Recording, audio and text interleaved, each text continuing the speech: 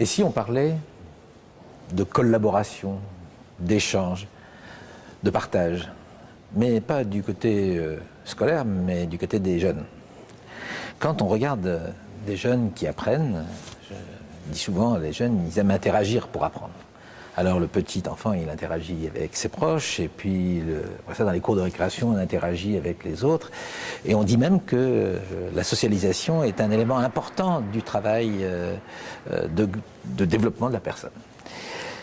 Avec le développement des technologies, de l'information et des communications, on a vu arriver des gens qui nous ont dit « Ah ben oui, ce serait bien à distance si les gens échangeaient ». Il y a le mail qui s'est développé et tout le monde s'est mis à utiliser le mail. Et on s'est dit « Ah ben voilà ce qui va fonctionner ». Alors on a mis des forums en place, on a vu des gens discuter. Et puis, ce qu'on ne s'est pas aperçu, c'est qu'en fait, beaucoup de jeunes ont très vite compris qu'avec ce moyen-là, ils pouvaient enrichir leur propre expérience, partager ce qu'ils faisaient et interroger.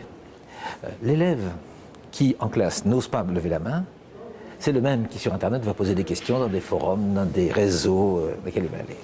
Ce que je veux dire par là, c'est que beaucoup de jeunes ont fondamentalement l'envie de ce partage. Mais qu'en même temps, le modèle de la scolarisation est un modèle dans lequel on est très dans l'individualisation, dans l'individu, dans la réussite personnelle. Il y a donc une sorte de contradiction à ça. Alors, comment permettre à des jeunes de mettre à profit ça? Mais d'abord, regardons les jeunes passionnés. Un jeune qui est passionné, dès lors qu'il a des instruments pour valider sa passion, pour l'enrichir, il va le faire. Et comment il va le faire? Il ne va pas le faire seul. Il va le faire avec les autres. Regardons l'adulte autodidacte. Moi, je dis toujours, un autodidacte, ce n'est pas quelqu'un qui apprend seul. C'est quelqu'un qui dirige seul son apprentissage. Et qu'est-ce qu'il fait pour diriger seul son apprentissage? Il organise. Il organise les rencontres. Il va à un forum, il va à Eidos, il va à droite à gauche. Il va aller pour picorer et se construire sa connaissance. Et après ça, éventuellement, me la restituer aux autres. Parce que ça, c'est pas évident. Dans le monde de l'enseignement, par exemple, je ne donne pas ce que j'ai fait aux autres. C'est très difficile. Les enseignants ont peur de ça. Ils le disent, hein, ils le disent d'ailleurs en toute simplicité. Moi, je donnerais bien, mais si j'étais anonyme, m'a dit l'autre jour une enseignante. Alors, je veux bien le prêter, mais qu'est-ce qui va valider? En fait, nous ne sommes pas encore passés dans cette étape où mettre à disposition ce que je fais, partager, échanger, aller voir ce que les autres font, me l'approprier, c'est pas encore naturel. Je pense que beaucoup de jeunes, eux, ont déjà développé ça dans la cour de récréation, dans les interactions avec les uns les autres. Comment, aujourd'hui, un système un peu académique, scolaire et universitaire peut mettre à profit cette capacité-là? Je vais donner un exemple concret qui montre que les jeunes le font spontanément.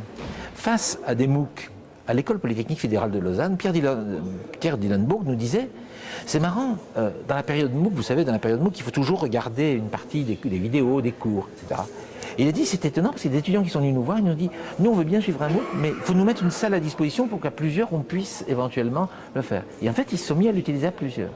Dans un autre lieu, dans le cadre de la formation des infirmières, il y a eu le même problème, on leur a mis des vidéos. Qu'est-ce qu'ils ont fait? Ils se rassemblent le soir chez eux, ils regardent la vidéo en ligne, et ensemble, ils construisent des supports. Autrement dit, ils savent fondamentalement que l'entraide, c'est le meilleur moyen de se développer et de progresser. Alors pourquoi notre système scolaire reste fondé sur la réussite individuelle, est très en difficulté dès lors qu'on fait du travail de groupe, parce qu'on ne s'est pas noté individuellement?